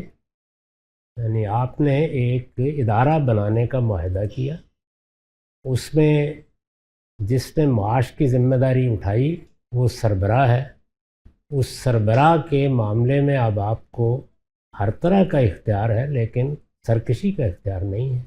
یہی اصول ریاست میں مانا جاتا ہے, یہی والدین کے معاملے میں مانا جاتا ہے, یہی ہر کاروباری ادارے میں مانا جاتا ہے. تو کیا کوئی ادارہ آپ بتا سکتی ہیں کہ وہ اس اصول کے بغیر بھی بن گیا؟ غامدی صاحب, میں صرف یہ سوال پوچھنا چاہتی ہوں کہ آپ کا مطلب یہ ہے کہ اگر فائنینشلی خواتین جو ہے وہ شانہ بشانہ اور کافی زمانے سے مردوں کے کام کر رہی ہیں, تو کیا یہ کانٹریکٹ جو ہے یہ آبسلیٹ ہو گیا ہے؟ اور اگر میں یہ بات کہوں کہ حضرت بی بی ختیجہ جو ہیں وہ رسول کریم, یہ آج کی بات تو نہیں, 1400 سال پہلے کی بات ہے, کہ وہ بھی جو ہے وہ میرا خیال ہے کہ رسول کریم کے کفالت کے ساتھ ساتھ شامل تھیں ان کے اندر. تو کیا مطلب یہ کہ وہاں کے اوپر یہ کانٹریکٹ جو ہے وہ الٹا ہو جائے گا؟ اور تیسری بالکل, اگر کسی جگہ پہ دیکھیے وہ حضرت خدیجہ کا معاملہ تو بعد میں دیکھ لیں گے جی, اگر یہ معاہدہ کیا گیا ہے کہ یہ ذمہ داری عورت اٹھائے گی, تو وہی اختیارات جو ایک سربراہ کی حیثیت سے مرد کو تھے وہ عورت کو منتقل ہو جائے. اسلام کا پورا دائرہ وہ ریشنل پر مبنی ہے. یعنی بنیاد کیا ہے؟ ریاست نے اگر میری ذمہ داری اٹھا رکھی ہے, وہ مجھے پروٹیکشن فراہم کر رہی ہے, وہ مجھے سڑکیں بنا کے دے رہی ہے, تو پھر ٹیکس دینا میری ذمہ داری ہے. اگر میں ٹیکس ادا نہیں کرتا تو مجھے جیل میں ڈال دیا جائے گا. میں ذرا کمپلیٹ کر لوں کہ جو ہے ایک بات میں یہ کہہ رہی ہوں کہ آپ جو یہ کانٹریکٹ کی بات کر رہے ہیں, یہ قبائلی زمانے کے اندر جب کورٹس نہیں تھے, کچہریاں نہیں تھیں, آپ نے کہا کہ مرد کو اور یا شوہر کو بیوی پہ ہاتھ اٹھانے کا حق حاصل تھا. ہاتھ اٹھانے کا حق نہیں, بالکل سزا دینے کا. دو چیزیں بالکل الگ ہیں. یعنی باقاعدہ سزا دینی ہے اگر اس جرم کا ارتکاب ہو گیا اور اس پر اصرار کیا جا رہا ہے. یعنی پہلے بات یہ ہے کہ میں نے چوری کی ہے, پھر یہ کہ میں اصرار کر رہا ہوں کہ میں چوری کروں گا, تو اب ظاہر ہے میں مستحق سزا ہو گیا ہوں. سزا کس نے دینی ہے؟ وہ قبائلی معاشرے میں خاندان کے افراد دیتے تھے, موجودہ زمانے میں ریاست دیتی. جو قوانین قرآن میں آئے ہیں وہ کہا گیا تھا کہ رہتی دنیا کے لیے ہیں, صرف قبائلیوں کے لیے نہیں ہیں. تو 1400 سال سے میری بہن ایسا نہیں ہے. قرآن کے قوانین قبائلی معاشرے سے لے کر جدید منظم ریاست اور اس سے بھی آگے دنیا بن جائے تو ان سب کے لیے ہیں. لیکن وہ سب کے لیے کیسے ہوں گے؟ وہ اس ریشنل کی بنیاد پر ہوں گے جو بیان کیا گیا ہے. میں نے ابھی آپ کو بتایا کہ قرآن کی سورہ بنی اسرائیل میں یہ قانون بیان ہوا ہے, انہی لفظوں میں بیان ہوا ہے کہ آپ کا قتل ہو گیا تو آپ جا کے بدلہ لے لیں. لیکن جس وقت ریاست بن گئی تو پھر کہا گیا کہ نہیں, اب ریاست یہ کام انجام دے. تو انسانی تاریخ میں آج کی منظم ریاست ہمیشہ نہیں رہی. اگر قبائلی سطح کا معاشرہ ہے, پہلے آپ یہ طے کیجئے کیا سزا ہونی چاہیے یا نہیں. اگر جرم ہے تو اس کی سزا دی جائے گی, وہ آج بھی دنیا دے رہی ہے. تو سزا کس نے دینی ہے؟ قبائلی معاشرے میں خاندان کے افراد دیں گے, اور ریاست منظم ہو جائے گی تو عدالتیں دیں گی. تو اس سے یہ اخذ کیا جائے کہ آج کل کے دور کے اندر شوہر کا بیوی پہ ہاتھ اٹھانا نشوز کسی بھی ریزن کے تحت پھر غلط ہو گیا, کیونکہ میری عدالت کرے گی. اب ہمیں روکنا پڑے گا نا, قانون بنانا پڑے گا. مثلا اس کو ایسے سمجھیں کہ ہمارے معاشرے میں بلکہ پوری دنیا میں والدین اپنے بچوں کو سرکشی پہ سزا دینے کا حق رکھتے تھے, دیتے بھی تھے. مغربی معاشرے میں اب قانون بنا دیا گیا آپ نہیں دے سکتے. تو اسی طرح آپ کو عورتوں کے بارے میں بھی, مردوں کے بارے میں بھی قانون بنانا پڑے گا. وہاں پر بھی پہلے قانون بنا ہے، اس کے بعد پولیس کو دخل اندازی کا حق حاصل ہوگا. آپ بھی بنا لیں، بہت اچھی بات ہے، لیکن یہ قانون بنانا پڑے گا، اس لیے کہ ریاست ہمیشہ ایک سطح پر نہیں ہوتی. کانٹریکٹ قوانین بنتے ہیں، بنائے جاتے ہیں، اسی طریقے سے نئے نئے جرائم پیدا ہوتے ہیں، ان کے قوانین بنانے پڑتے ہیں. تو یہ آپ عورتوں کو جد و جہد کر کے یہ قانون بنوانا پڑے گا. ویسے آپ کی اطلاع کے لیے پنجاب میں یہ بن چکا ہے. میں آپ سے یہی بات کہنا چاہ رہی تھی کہ جب اتنے صدیوں سے عورت کو ماتحت کہا گیا اور مردوں کو یہ کہا گیا کہ تم حاکم ہو، تم قوام ہو، تم سب کچھ کر سکتے ہو، آپ کے خیال میں سب کچھ کر سکتے؟ دیکھیں نا، یہ مبالغہ ہے بہت معذرت کے ساتھ. یعنی میں اگر والد ہوں تو مجھے یہ حق حاصل رہا ہے کہ میں اپنے بچے کا کان گرم کروں، میں اس کو دشنام سے روکوں، اگر وہ سرکشی اختیار کرتا ہے تو اس کو سزا دوں. یہ میرے معاشرے میں بھی حق تھا، یہ مغربی معاشرے میں بھی حق تھا، ساری دنیا میں تھا. اب ہم نے اس کو کنٹرول کیا ہے جب منظم ریاست بن گئی ہے. تو اس کا یہ ہرگز مطلب نہیں ہے، میں نے بار بار عرض کیا کہ آپ اس کو ہاتھ اٹھانے میں تعبیر ہی نہیں کر سکتے. یہ ایک پروسیس سے گزر کر دی جانے والی سزا ہے، بالکل ایسے ہی جیسے قاضی عدالت میں دیتا ہے. اب کیا قاضی کی عدالت میں سزا دینے کے عمل کو ہم غلط قرار دے دیں گے؟ وہ بھی میرے جیسا انسان ہے، ہو سکتا ہے کسی معاملے میں میں اس سے بہت برتر ہوں اور وہ مجھ سے کمتر ہو، لیکن چونکہ ہم نے معاشرے کا نظم بنایا ہے تو سزا کا اختیار عدالت میں بیٹھے ہوئے جج کو ہے، وہ دے گا. پولیس کو حق ہے کہ وہ مجھے گرفتار کر لے، میں پلٹ کے ان کو گرفتار نہیں کر سکتا، مجھے تو مقدمہ لے جانا پڑے گا. تو اس لیے جب بھی آپ کوئی نظم بناتے ہیں تو یا تو آپ کہیے کہ نہیں سزا ہونی نہیں چاہیے، یا یہ جرم قابل سزا نہیں ہے. دو باتیں کیجئے، یہ تو عقل کی بات ہوگی. لیکن اگر جرم قابل سزا ہے اور سزا ہونی چاہیے تو پھر دینے پہ بحث کی جانی چاہیے کہ کیا آج کل آپ کہیے کہ مردوں نے اس میں تجاوز کیا ہے، انہوں نے اس سے غلط فائدہ اٹھایا ہے، لہٰذا ان سے یہ حق چھین لیا جائے. یہ بالکل جائز ہے. وہ چھین کر جیسے والدین سے چھین لیا گیا ہے، ہمارے ہاں بھی اس پر استاد کے پاس ہم نے جب بچپن میں پڑھا ہے تو استاد کو سزا دینے کا حق حاصل تھا، اب روک دیا گیا ہے. تو اس کو سمجھیے کہ انسانی تمدن میں کس طرح تبدیلی آتی ہے. جی آپ بالکل درست کہہ رہے ہیں، لیکن قاضی کو اگر جو ہے سزا دینے کا حق ہے تو قاضی جو ہے وہ بہت سی چیزوں سے گزر کے آتا ہے. اس کی ایک ایجوکیشن ہوتی ہے، اس کو ایک سرٹیفکیٹ، ایک ڈگری دی جاتی ہے، پھر گریجولی وہ امپروو کرتا ہے. جب سے یعنی یہ چند صدیوں سے ہوا ہے، بالکل اس سے پہلے ایسا نہیں تھا. مردوں کا شادی کے وقت یا ان کے شوہر بننے سے ان کو یہ سرٹیفکیٹ کیسے مل گیا کہ وہ اگر وہ بہت اچھا انسان آپ حل بتائیے. ایک قبائلی معاشرے میں جہاں کوئی عدالتیں نہیں ہیں، جہاں کوئی اس طرح کا نظام نہیں ہے، وہاں پر والدین کو یہ حق کیسے مل گیا کہ وہ ایک نوجوان بچے کو بھی سرکشی پر سزا دے؟ کس اصول پر دیا آپ نے؟ یہ ابھی تک ہمارے معاشرے میں یہ حق موجود ہے. اسی لیے میں یہی بات کہہ رہی ہوں کہ اسی وجہ سے، کیونکہ اب ہم قبائلی زمانے میں نہیں ہیں. عورت، اسی لیے میں کہہ رہا ہوں کہ اب آپ قانون سازی کر لیجئے، جیسے والدین کے بارے میں کیا ایسے شوہروں کے بارے میں بھی کر لیجیے. بلکہ اس سے آگے بڑھ کے یہ کہہ رہا ہوں کہ قانون سازی تو پتہ نہیں کب کریں گی حکومتیں. آپ شادی کے موقع پر کانٹریکٹ کرتے وقت صورتحالی تبدیل کر لیں، آپ کو حق حاصل.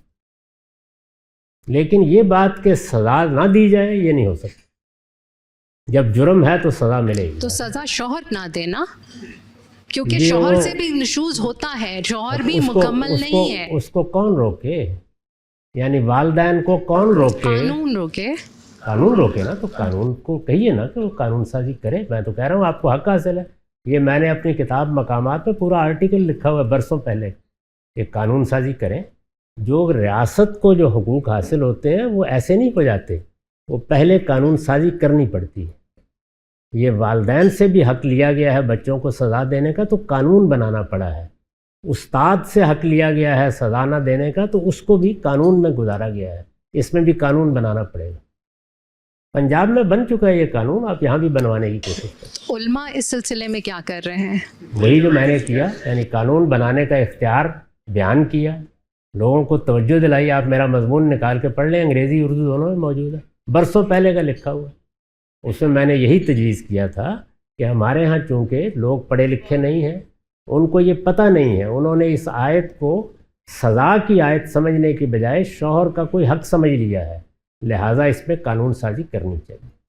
تو یہ بہت صبر کے ساتھ سمجھیں کہ سوسائٹی کے اندر جو ادارے بھی بنائے جاتے ہیں وہ جب قبائلی معاشرے میں ہوں گے تو وہاں پر قبائلی معاشرے کے لوگ آپ کے اپنے ہاں ابھی حال میں ہم نے یعنی میرے اپنے زندگی میں یہ فیصلہ کیا ہے، ابھی شاید 10-12 سال بھی نہیں ہوئے کہ ہم نے اپنے قبائلی علاقے کو اپنی سپریم کورٹ اور ہائی کورٹ کے تحت کیا ہے. یہ پہلے نہیں تھا. لوگ یہاں سے آدمی کو پکڑتے تھے اور وہاں جا کے غائب کر دیتے تھے اور ان کی سنوائی نہیں ہو سکتی تھی، لیکن ان کو سزا و جزا ان کے قبائلی سردار دیتے تھے. تو اس لیے یہ سوسائٹی کو سمجھیے. آج کے زمانے میں کھڑے ہو کر آپ ماضی کو نہیں سمجھ سکتے. ماضی میں یہ اختیارات خاندانی کو حاصل تھے، خاندان کے بڑے بیٹھ کے فیصلے کرتے تھے. ابھی بھی آپ کے دیہات کے علاقے میں جو پنچایتیں ہیں، جرگے ہیں، وہ اصل میں اسی زمانے کی یادگار ہیں. تو ان کو اگر آپ ختم کرنا چاہتے ہیں تو ضرور کریں، اس کے لیے قانون سازی کرنی پڑے گی. والدین کا حق بھی قانون سازی سے ختم کیا گیا ہے. استاد کا حق بھی آپ کے علم میں ہے کہ ہمارے معاشرے میں باقاعدہ طریقے سے تحریک چلی اور شہزاد رائے صاحب نے اس قانون کو پاس کرانے میں بڑا کردار ادا کیا. خود میں نے ان کی بہت سی مدد کی. تو اب یہ قانون بن گیا کہ اساتذہ بچوں کو سزا نہیں دے سکتے. یہ ابھی روکا گیا ہے. یہ سارے معاملات ایسے ہی ہونے ہیں. ابتدائی زمانے میں یہ استاد ہی کا حق تھا. ہم تو جانتے ہیں کہ ہمارے معاشرے میں لوگ اپنے بچے کو استاد کے ثبوت کہتے تھے کہ جی اب آپ اس کی چبڑی ادھیڑنا حق رکھتے ہیں. یاد ہے؟ تو سوسائٹی یہاں سے پیدا ہوئی ہے، یہیں سے. اس کے اندر اگر آپ نے کوئی تبدیلیاں کرنی ہیں تو وہ آپ کو ریاست کی جگہ پہ کرنی پڑیں گی. اس میں قانون سازی ضروری ہے. قانون سازی کے بغیر یہ ختم نہیں ہو سکتا. بتا دیا گیا ہے اس میں، بلکہ اس کا باقاعدہ قاعدہ بنا دیا گیا ہے کہ اگر اس طرح کا کوئی معاملہ ہوگا تو پولیس کیسے مداخلت کرے گی. دیکھیے خاندان میں مداخلت آسان کام نہیں ہے، اس لیے اس میں بڑی تفصیلی قانون سازی کرنے کی ضرورت ہوتی ہے. یہ ریاست جس کو اب آپ بڑی اہمیت دے رہی ہیں یہ کل وجود میں آئی ہے، یہ کوئی بہت پرانی چیز نہیں ہے. باقاعدہ عدالتی نظام یہ چند صدیاں پہلے بننا شروع ہوا ہے. پہلے بادشاہ سلامت اپنی عدالت میں بلا کے فیصلے کر دیتے تھے. تو اس لیے سوسائٹی کو آج کی نگاہ سے نہیں دیکھتے، وہ جیسی ہمیشہ سے رہی ہے وہاں سے اس کو دیکھتے. ہم نے اب کہیں جا کے کامیابی قائد اعظم نے پاکستان بناتے وقت قبائلی علاقے میں جا کر یہ کہا کہ ہم آپ کا اسٹیٹس ختم نہیں کریں گے. برسوں رہا ہے. وہ ہماری سپریم کورٹ، ہماری ہائی کورٹ کے حدود میں نہیں تھے. جرم کر کے ہماری کورٹس اور ہماری پولیس ان کے خلاف کارروائی نہیں کر سکتی. یہ سوسائٹی ایسے ہی بنی ہے. اس لیے آج راہ کرم اس کو وہاں سے سمجھ لیجیے کیا چیز. ابھی بہت زیادہ اصرار کے ساتھ یہی ایک سوال دہرایا جا رہا ہے خواتین کی طرف سے، اور آپ کی طرف سے بھی اصرار ہے کہ اس سارے معاملے کا تعلق قبائلی نظام سے ہے، قبائلی معاشرت سے ہے. تو میں یہ سمجھنا چاہ رہا ہوں کہ یہ جو سورہ نساء میں یہ بات بیان ہوئی ہے، اس میں ہمیں متعین کرنا ہوگا کہ سیاق و سباق سے، کلام کے، اور اس میں سے کیسے ہم یہ چیز اخذ کر رہے ہیں کہ یہ قبائلی معاشرت سے ہی منسلک ہے اور اسی پہ منطبق اس کو ہونا چاہیے. نہیں، یہ تاریخ کی مسلمہ حقیقت ہے. تاریخ کی مسلمہ حقیقت ہے. کیسے کریں گے یہ میرا سوال. دوسری چیز میں نے اس کی مثال دی ہے کہ قتل کا معاملہ قرآن نے ایسے ہی بیان کیا ہے. آپ پڑھیے سورہ بنی اسرائیل کے آخر میں کیا کہا ہے. آپ کو حق ہے جا کے بدلہ لے لیں. اچھا، انہو کان منصورا. کبھی اس طرح پڑھا نہیں آپ نے قرآن مجید کو.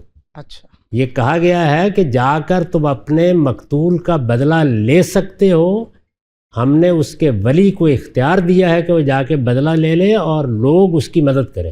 ٹھیک ہے، لیکن جب ریاست مدینہ قائم ہو گئی تو یہ احکام ختم ہو گئے نا؟ نہیں، جب ریاست مدینہ قائم ہو گئی تو اب ریاست کی قانون سازی شروع ہوئی.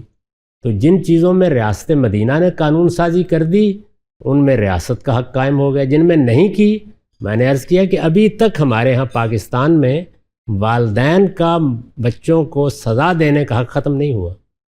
ریاست مدینہ کو بنے ہوئے 1400 سال ہو گئے. یعنی وقت کے لحاظ سے اس پہ کام ہونا چاہیے تھا لیکن نہیں ہوا. جی ایسے ہی ہوتا ہے. تمام ریاست کی ڈیولپمنٹ یہ اصل میں ایک بدیہی حقیقت ہے. مجھے تو تعجب ہو رہا ہے کہ آپ جیسے پڑھے لکھے لوگ اس کو محسوس نہیں فرما رہے. آپ کے اپنے ملک میں قبائلی علاقہ جس کو ابھی چند برس پہلے آپ نے ضم کیا ہے، اس کے عدالتوں کے نظام کا ماتحت نہیں تھا وہ. وہاں قبائلی سردار سزائیں دیتے تھے۔ اچھا دوسرا میرا سوال یہ ہے کہ آپ نے تصوف پر جو نقد کیا ہے، برہان میں ایک آرٹیکل بھی موجود ہے، اہل تصوف یہ کہتے ہیں کہ گاندھی صاحب نے ہمارے پورے ایک مکتب کو عالمگیر ضلالت قرار دیا یا ایک متوازی دین قرار دیا۔ ہمارے پیش نظر ہم احسان، زہد، تزکیہ نفس یہیں تک محدود ہیں، اور ہم اپنے الہام کو بھی وہ اتھارٹی نہیں مانتے جو گاندھی صاحب ہمارے بارے میں بیان کرتے ہیں۔ ایک یہ معاملہ ہے کہ ہم اہل تصوف ہیں کون؟ میں نے جن لوگوں کا وہاں نقل کیا ہے وہ تصوف کے اساتین ہیں، اور میں نے کوئی بات اپنی طرف سے نہیں کی، میں نے ان کے الفاظ میں بیان کر دیا وہ توحید کو کیا بیان کر رہے ہیں، وہ رسالت کو کیا بیان کر رہے ہیں، وہ الہام کو کیا حیثیت دے رہے ہیں، وہ قیامت کو کیا حیثیت دے رہے ہیں، وہ شریعت کو کیا حیثیت دے رہے ہیں۔ یعنی ان لوگوں کو بیان کرنا ہے۔ یہ ایسے نہیں ہوتا کہ کچھ اہل تصوف یہاں بیٹھ کے اپنا عذر پیش کر دیں، ہر فن کے علماء اس پہ گفتگو کرتے ہیں۔ وہ غزالی کو میں نے نقل کیا ہے، ابن عربی کو نقل کیا ہے، شاہ ولی اللہ کو نقل کیا ہے، مجدد صاحب کو نقل کیا ہے، اس میں مجھے پڑھ کے بتائیے کون سی چیز ایسی ہے جس میں یہ بات کہی گئی ہے جو آپ بیان فرما رہے ہیں۔ جو اہل تصوف جو علم کلام پیش کرتے ہیں، زیادہ تر آپ کا نقد اسی پر ہے برہان میں، تو اگر ان کا علم کلام ہٹا دیا جائے تو باقی وہ کیسے ہٹا دیا جائے؟ سوال یہ ہے کہ یہ ایسے ہی ہے کہ یہ کہا جائے کہ یہ چیز جو تم نے اسلام پر کام کیا، اگر اس میں قرآن حدیث کو ہٹا دیا جائے تو پھر رہ کیا جائے گا باقی؟ وہ جو توحید کے بارے میں ان کا خاص کانسیپٹ ہے، نبوت کے متعلق وہ خاص بتائیے کہ concept ہے۔ کون سا صوفی ہے جو توحید کے بارے میں اس بات کو نہیں مانتا؟ قادری مانتے ہیں، نقشبندی مانتے ہیں، مجدد صاحب مانتے ہیں، شاہ ولی اللہ مانتے ہیں، امام غزالی مانتے ہیں، قوت القلوب کا مصنف مانتا ہے، علی حجویری مانتے ہیں۔ تو سوال یہ ہے کہ میں پھر روڈے شاہ سے جا کے پوچھوں؟ جو عام طور پہ متصوفین ہیں یا اس وقت جو سلاسل ہیں، ان کے نزدیک وہ یہ کہتے ہیں کہ ہمارے ہاں، تو پھر وہ اعلان کریں اس بات کا کہ یہ جتنے لوگ ہیں انہوں نے بالکل غلط توضیحات کی ہیں، ان کی کسی بات پر ان کا اطمینان نہیں ہے۔ پھر وہ جو کچھ کہیں گے اس پر پھر میں ایک اور مضمون لکھوں گا کہ مجھے اگر کسی چیز پہ تنقید کرنی ہے تو میں تو گرد و پیش کے لوگوں پہ تنقید نہیں کرتا، میں تو اس علم کے اساتین کو یا بڑے لوگوں کو منتخب کروں گا۔ تو اس کے بڑے لوگوں کی عبارتیں نقل کر کے میں نے یہ بتایا ہے کہ اسلام کا موقف یہ ہے، ان کا موقف یہ۔ اچھا، اہل تصوف اسی تسلسل میں ایک اعتراض بھی کرتے ہیں آپ کے فکر پہ، کہ جس طرح آپ کی فکر اس طرح ہے کہ جیسے جگر مراد آبادی صاحب نے کسی خط میں لکھا تھا مودودی صاحب کی فکر کے متعلق، کہ ان کی فکر عقل سے تو ریلیٹ کرتی ہے، عقل کے لیے اچھی ہے لیکن دل کے لیے بری ہے، دل اس کو اڈاپٹ نہیں کرتا، دل اس کے اوپر نہیں لپکتا اس کے اوپر، کیونکہ وہ ایک عقلی چیزیں ہیں اور اس کا تعلق روحانیت سے یا دل سے نہیں ہے۔ تو انہوں نے کسی کو سجیسٹ کیا تھا ایک خط میں کہ مودودی صاحب کی فکر کو عقل تک رکھیں، اس کو دل تک جانے مت دیں۔ وہ کہتے ہیں گاندھی صاحب کی فکر بھی ایسی ہے کہ نہ اس میں اس طرح کا زہد ہے، نہ اس طرح کی روحانیت ہے، نہ اس طرح کی، اللہ تعالیٰ محفوظ رکھے اس کو۔ میں آپ کے ساتھ مل کے دعا کرتا ہوں کہ اللہ تعالیٰ اس طرح کے زہد اور اس طرح کی روحانیت سے میرے فکر کو محفوظ رکھے، وہ خالص اسلام رہے اور اس کو خالص اسلام رہنا چاہیے۔ وہ اس طرح کی روحانیت مجھے پہلے قرآن سے نکال کے دکھائیے گا۔ روحانیت قرآن کے لیے ایک اجنبی لفظ ہے، قرآن کسی روحانیت کا کسی درجے میں بھی قائل نہیں ہے۔ یہ کوئی معمولی مسئلہ نہیں ہے، اور یہ اس طرح کے تبصروں سے ختم نہیں ہوگا۔ یہ اللہ کی کتاب کی سند بیان کریں گے تب اس پہ غور کیا جائے گا۔ تو وہ آپ نکال کے بتائیے، باقی تبصرے ہوتے رہتے ہیں، ان کو میں کوئی اہمیت نہیں دیتا۔ کلیریفائی کریں کہ نجوس اور وہ ڈس اوبیڈینس جس کی ابھی بات ہو رہی تھی، تو وہ ایکچوئل میں ہے کیا؟ کیونکہ بہت سے ایسے میٹرز ہوتے ہیں، جیسے ایون ہسبینڈ ہے یا پیرنٹس ہیں، تو کچھ چھوٹی چھوٹی چیزیں بھی ہوتی ہیں، کچھ ایک بڑی چیز ہوتی ہے۔ سرکشی کے اندر کون سی چیزیں آئیں گی جن کو ہم بولتے ہیں کہ اگر ہم اس میں ڈس اوبیڈینٹ ہوں تو اس پہ سزا ملے گی؟ کیونکہ اس کو لوگ ایکسپلائٹ بھی کر سکتے ہیں، اس کانسیپٹ کو۔ نہیں، بہت واضح ہے میری بہن، نزاعی معاملات میں فیصلے کو ماننے سے انکار کر دینا۔ میں نے اسی لیے کہا کہ 3 چیزیں آپ کو اس کانٹریکٹ میں طے کرنی ہوتی ہیں، اس کے بغیر نکاح کا رشتہ قائم ہی نہیں ہو سکتا۔ ایک یہ کہ اخراجات کون اٹھائے گا، کس کی ذمہ داری ہے، یہ حضرت خدیجہ نے کنٹریبیوٹ کر دیا، آج کل کی عورتیں بھی کچھ کنٹریبیوٹ کر دیتی ہیں. کنٹریبیوٹ کرنے کا سوال، ذمہ داری کس پر ہے؟ پہلا سوال. دوسرا یہ کہ چونکہ دو لوگ ہیں، اگر نزاع پیدا ہو جائے تو آپس میں طے ہو جائے، بڑی اچھی بات ہے. اگر نہ طے ہو تو آخری فیصلہ کس کا ہوگا؟ شوہر کا ہوگا. اور آخری چیز یہ ہے کہ علیحدگی کی نوبت آئی تو وہ علیحدگی کس پروسیجر سے گزر کے ہوگی؟ جو پیرنٹس کی اوبیڈینس کے اوپر ایک بات ہے کہ جب بچہ بڑا ہو جاتا ہے تو کب تک اس پہ، تب بھی کیا وہ، جیسے بہت سے پیرنٹس ایسے ہوتے ہیں جو اس کی life style, career choices, parents کے بارے میں اوبیڈینس کا کوئی حکم ہی نہیں دیا گیا، شوہر کے معاملے میں دیا گیا ہے. اس لیے کہ اس نے آپ کی تمام ذمہ داری اٹھائی ہے، اس نے اب اس ادارے کو چلانا ہے، اس کے اہم فیصلے کرنے ہیں. یہ ادارہ قائم کیا گیا ہے، پیرنٹس کے بارے میں حسن سلوک کی ہدایت کی گئی، وہاں سرے سے یہ تعلق قائم ہی نہیں کیا گیا. اور یہاں پر بھی قائم آپ کو کر کے نہیں دے دیا گیا، آپ سے کہا گیا ہے کہ نکاح کے موقع پہ فیصلہ کر لیں. جو آپ طے کر لیں گے اس کے لحاظ سے اللہ تعالیٰ کہے گا بیوی نے ذمہ داریاں قبول کر لی ہیں، فیصلے کا اختیار بیوی نے لے لیا ہے، تو اب شوہر سے تقاضا کیا جائے گا کہ وہ قنوت کا، فرما برداری کا رویہ اختیار کرے. اور اگر شوہر نے قبول کیا ہے تو بیوی سے تقاضا کیا جائے. اور برابر ہے تو پھر پوچھا جائے گا کہ برابری کیسے ہوگی، یعنی کیا 500 روپے اگر بچے کی فیس ہے تو 250 آپ دیں گی، 250 میں دوں گا. یہ طے ہونا ہے. ہم اصل میں اس میں بہت سی چیزوں کو پر گرانٹڈ لے لیتے ہیں اور اس کے بعد اپنے اپنے حقوق پہ گفتگو کرتے رہتے ہیں.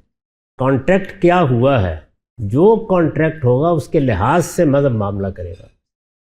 پہلا سوال میرا یہ ہے کہ جب اللہ تعالیٰ نے سوچنے سمجھنے کی ساری صلاحیتیں دماغ میں رکھی ہیں تو قرآن اور حدیث میں بار بار دل کے اوپر کیوں ایمفیسائز ہے، اور یہ کہ دل اگر ٹھیک ہے تو پھر پورا انسان ٹھیک ہے؟ کیسے معلوم ہوا کہ دماغ میں رکھی؟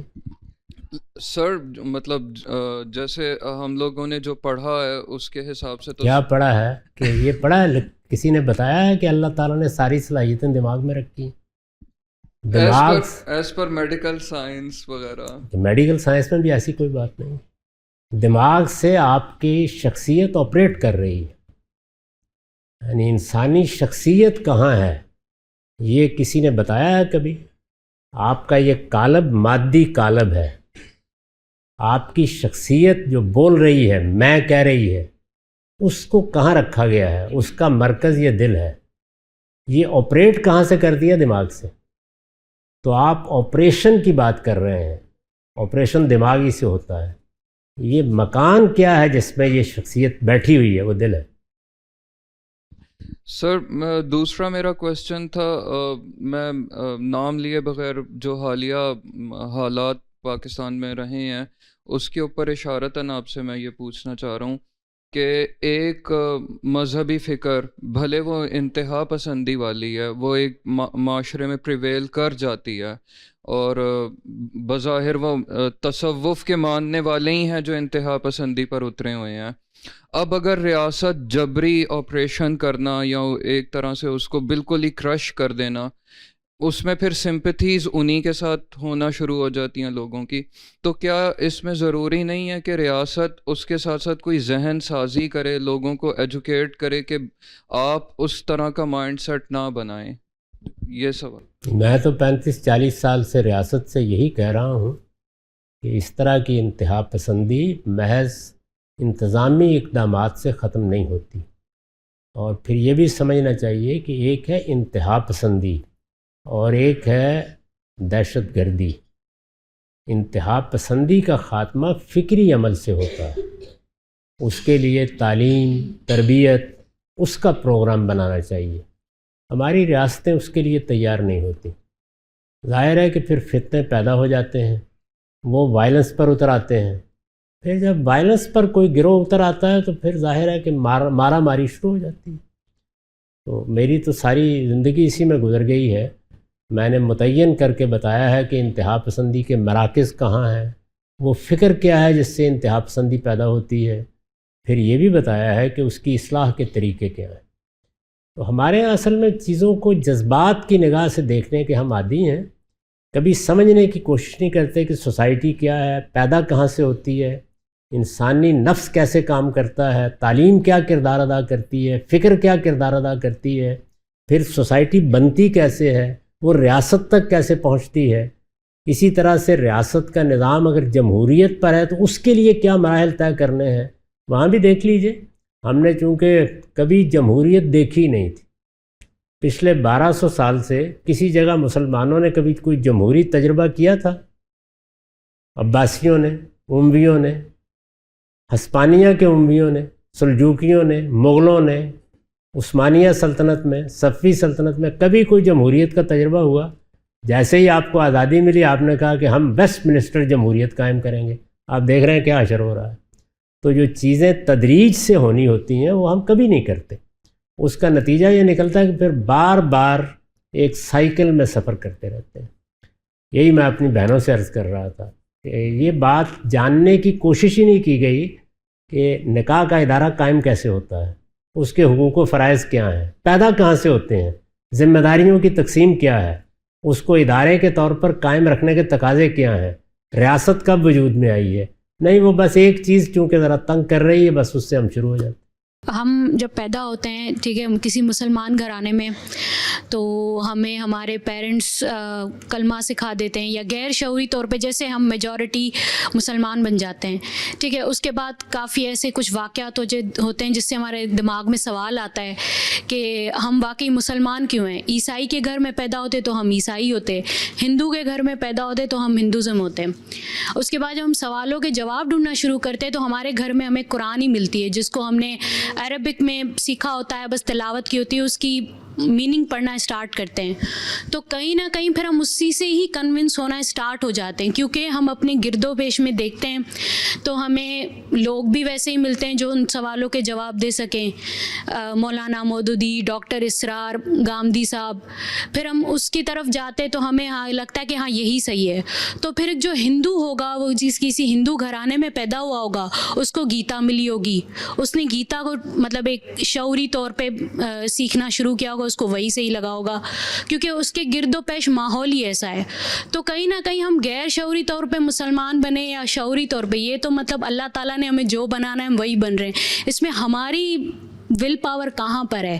ہم ملٹیپل ریلیجنس کو اسٹڈی نہیں کر سکتے، اور اس کی ریزن یہ ہے کہ ہم تو قرآن کو ہی پوری طریقے سے اسٹڈی نہیں کر پاتے، کیونکہ ہمارے بعض دفعہ حالات، رسپانسبلٹیز ایسی ہوتی ہیں کہ ہم اس کو مطلب نہیں کر پاتے. کبھی کبھی تو ایسا ہوتا ہے دن ہو جاتے ہیں قرآن نہیں پڑھتے.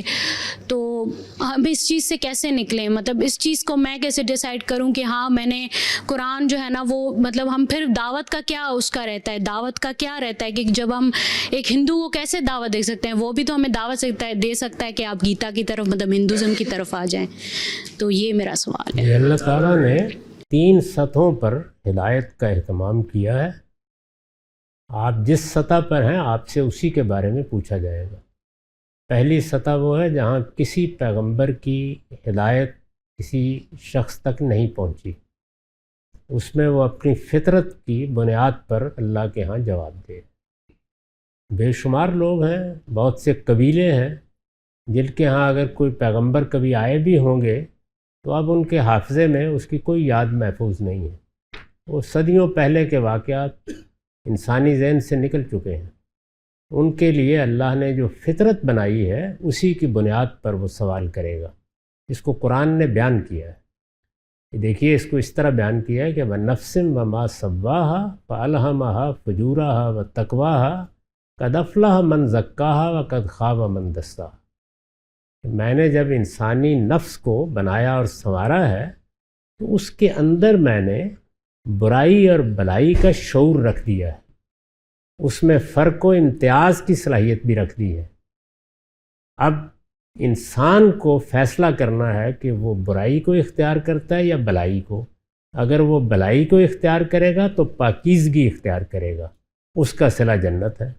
اور اگر وہ برائی کو اختیار کرے گا تو وہ اپنے نفس کو آلودہ کرے گا، اس کا صلہ بربادی ہے. تو یہ پہلی سطح ہے. جن لوگوں کو یہی میسر ہے ان سے نماز کے بارے میں، روزے کے بارے میں، باقی دین کی چیزوں کے بارے میں سوال ہی نہیں ہوگا. دوسرے وہ لوگ ہیں جن تک کسی پیغمبر کسی ہادی کی ہدایت پہنچ گئی وہ اسی کے لیے جواب دیں. وہ ہندو ہیں، وہ مسیحی ہیں، وہ یہودی ہیں، ان تک جو بات پہنچی ہے وہ اس پر جواب دیں ہیں. اپنی عقل کی روشنی میں وہ اس پہ عمل کریں. جن لوگوں پر محمد الرسول اللہ کی دعوت پہنچی ہے وہ اس کے لیے جواب دیں ہیں. تو ہماری اسی لیے ذمہ داری لگائی گئی ہے کہ ہم محمد الرسول اللہ پر نازل ہونے والا قرآن ان تک پہنچائیں. چنانچہ کسی ہندو تک، کسی مسیحی تک جب یہ پہنچے گا اور وہ اس کو پڑھنے کے بعد بھی انکار کر دے گا، اس کے بعد ماخوذ ہوگا. تو یہ بات قرآن مجید نے بہت وضاحت کے ساتھ بیان کر دی. تو اس لیے آپ مسلمانوں کے گھر میں پیدا ہوئی ہیں، آپ کے سامنے اگر کوئی دعوت آتی ہے جو رسول اللہ کے بعد آئی ہو تو آپ کو ضرور اس پہ غور کرنا چاہیے. لیکن اگر اس سے پہلے کی ہے تو ختم ہوگا. یہ بڑی سادہ بات. ہندوؤں کو یہ دعوت پہنچانا ہماری ذمہ داری ہے. جب ہم پہنچائیں گے اس کے بعد وہ جواب دے ہوں گے. اور اس میں بھی یہ نہیں کیا گیا کہ آپ وہاں تقریر کریں اور یہ کریں، بس قرآن پہنچا دیجیے، قرآن کا تعارف کرائیے اور پہنچا دیجیے. باقی کام قرآن نے خود کرنا. جو ہمارے ملک میں مائنورٹیز ہیں جیسے قادیانی ہیں، انہیں تو نان مسلم ہی ڈکلیئر کر دیا ہم لوگوں نے. لیکن ہم لوگ جب بھی کوئی اس ملک کے لیے کام کرتا ہے، چاہے وہ ایتھسٹ ہو یا وہ نہ ہو، لیکن ہم ان کی خدمات کو دیکھنے کے بجائے ہم صرف ان کے اوپر الزام تراشیاں کرنا شروع کر دیتے ہیں. اور یہ ہمارے تعلیم یافتہ لوگ کر رہے ہوتے ہیں، ادارے کر رہے ہوتے ہیں، سیاسی جماعتیں کر رہی ہوتی ہیں. جیسے ایک انفلوئنسر ہیں سید مزمل، ابھی وہ جو حکومت ہے اس کو وہ یہ بتاتے ہیں کہ آپ کی یہ غلطی ہے یا آپ یہاں غلط ہیں. وہ کسی بھی سیاسی جماعت کے حوالے سے بھی یہ بات کرتے ہیں. تو اب ان کے لیے بھی یہ پروپیگنڈا سٹارٹ کر دیا گیا ہے کہ وہ نیچے کو پڑھتے ہیں تو وہ ایتھس ہیں، ان کا مائنڈ ایسا ہے. تو پھر جہالت تو پھر سب جگہ ہے. تو اس چیز کو آپ کس طرح سے دیکھتے ہیں، یا اس چیز کے لیے ہماری ریاست کو کیا انتظام کرنا چاہیے؟ نہیں بہن، جہالت کا مقابلہ ہمیشہ علم اور استدلال سے کیا جاتا ہے.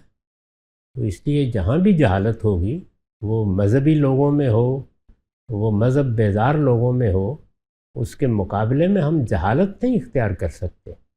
ہمیں دلیل کے ساتھ اپنی بات بیان کرنی چاہیے. اور دلیل کے ساتھ جب بات بیان کی جاتی ہے تو اس میں اختلاف ہو سکتا ہے. کسی چیز کو سمجھنے میں ہماری دو رائیں ہو سکتی ہیں، ان پر تبادلہ خیالات کرنا چاہیے، ایک دوسرے کی عزت کرتے ہوئے، ایک دوسرے کا احترام کرتے ہوئے. ہم یہی کر سکتے ہیں. اس لیے میں تو ایک ہی چیز کی دعوت دیتا ہوں، اور وہ یہ کہ علم اور استدلال، علم اور ریزننگ. آپ کوئی چیز بھی مانتے ہیں، آپ علم کے ساتھ اس بات کو دوسروں تک پہنچائیے، استدلال کے ساتھ اپنی بات کہیے. دوسرے کی سمجھ میں آ جائے گی وہ قبول کر لے گا، نہیں سمجھ میں آئی اس کا حق ہے وہ قبول نہ کرے. اللہ تعالیٰ کے سامنے وہ اپنے شعور کے لحاظ سے جواب دہ ہے. ہمیں داروغہ نہیں بنا کے بھیجا گیا. ہر شخص اپنی صلاحیت کے لحاظ سے کسی چیز کو سمجھے گا. یہ جو پروپیگنڈا کرنا ہے، الزامات لگانا ہے، یہ معاشرے کی جہالت کی دلالت ہے. یہ کام کبھی نہیں کرنا چاہیے. جو لوگ بھی کوئی رائے رکھتے ہیں احترام کی نگاہ سے دیکھنا چاہیے. وہ دین کو سمجھنے میں بھی ہم سے مختلف رائے رکھ سکتے ہیں اور دین کے خلاف بھی کوئی رائے رکھ سکتے ہیں. اللہ تعالیٰ نے ان کو آزادی دی ہے. اللہ تعالیٰ نے فرما دیا کہ لا اکراہ فی الدین، دین کے معاملے میں کوئی جبر نہیں ہے. فقط تبین الرشد من الغی. اللہ کا کام بھی یہی تھا کہ انہوں نے ہدایت کو گمراہی سے الگ کر کے بیان کر دیا ہے. ہمارا کام بھی یہی ہے کہ ہم شائستگی کے ساتھ صحیح بات کی وضاحت کریں. یہی کرنا چاہیے.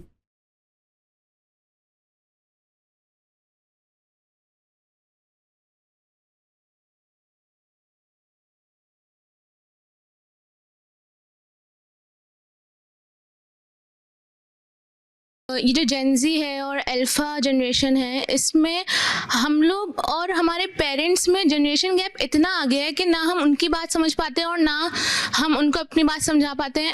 تو اس میں کیا جائے؟ کیونکہ یہ تو سوسائٹی کی وجہ سے، بیکاز آف ٹیکنالوجی اور اس کی وجہ سے یہ سب ہو رہا ہے، لیکن ہمارے پیرنٹس ایوولوٹ نہیں کر پا رہے.